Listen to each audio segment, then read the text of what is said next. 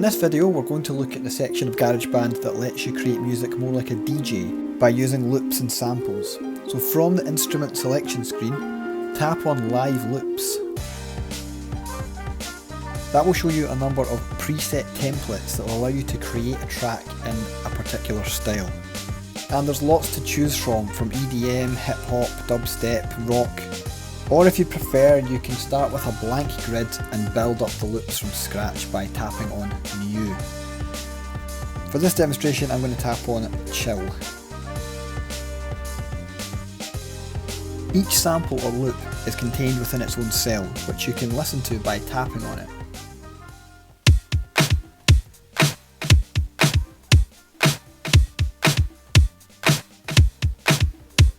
And tap to stop. Now each instrument is organised into rows, so this top row here is all the drum loops. And I can only play one of these at a time.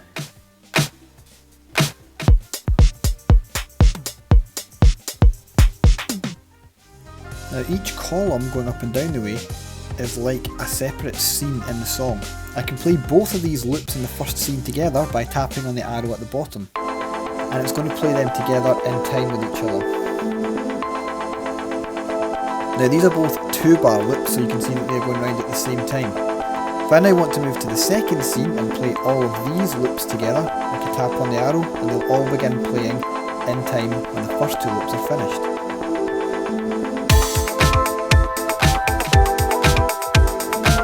This time, you'll notice that these 2 loops are going around at different speeds. That's because this first one is a 2-bar loop, and this one is a 4-bar loop. Now I can tap on any of these to stop them as well, and they'll stop at the end of their natural cycle. That would allow me to isolate just this 8-bar piano loop at the bottom.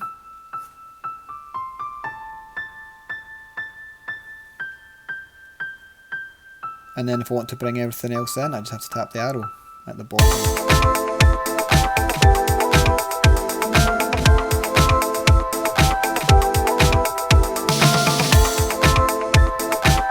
And if I want to move to my next scene, I can tap the arrow here.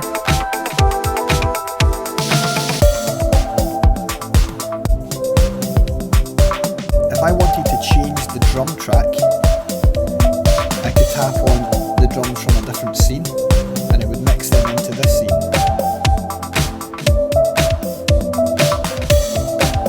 So you're able to mix and match different loops and different samples to change your sound.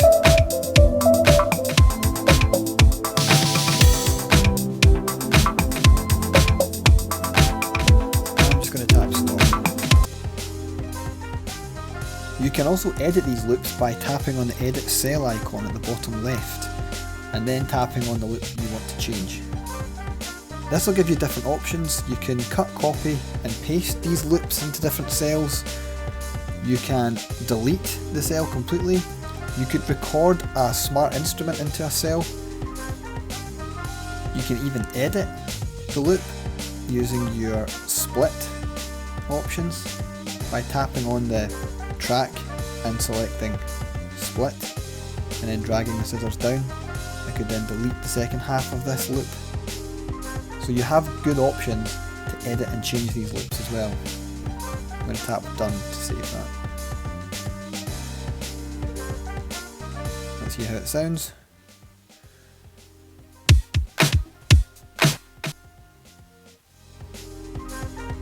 And the final option in the edit cell menu is settings.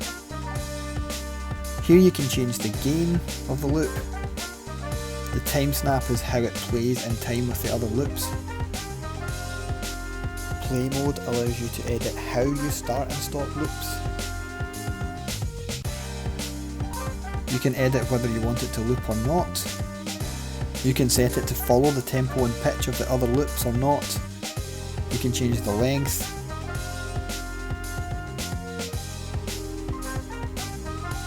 Or you could even reverse the loop.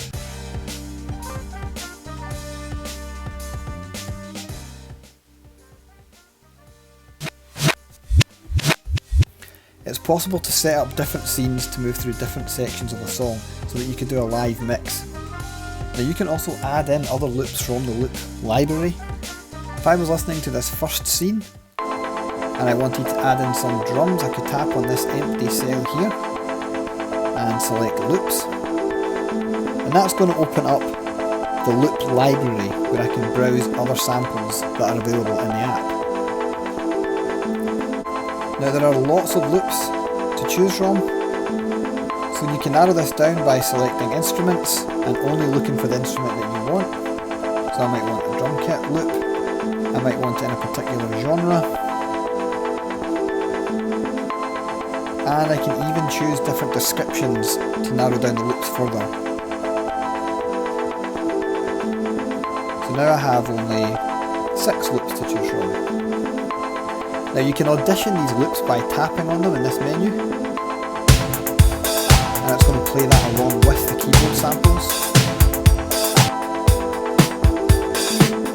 So you can listen to a few and see which one you think fits the best.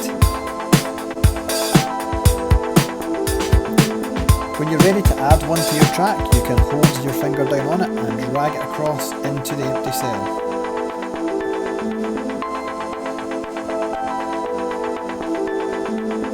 And then hear how it sounds by tapping on the arrow at the bottom.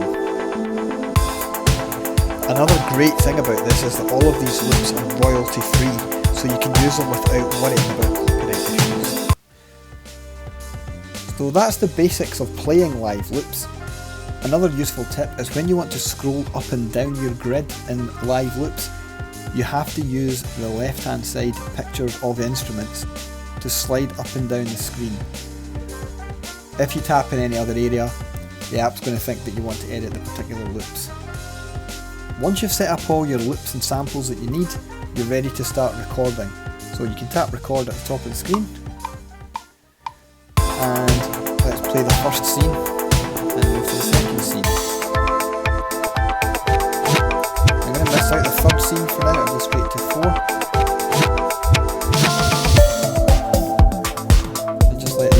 Through and record onto the track.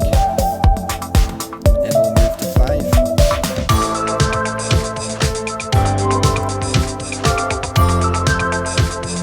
And then let's stop some of these by just tapping on them.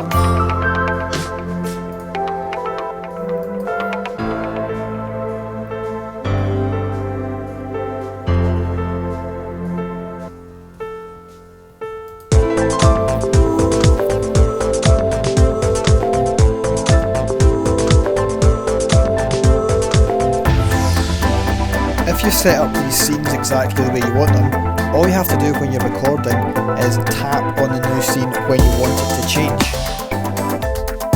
The timing of the tap to change is important though, because you don't want to move on before the previous loop has finished its natural cycle.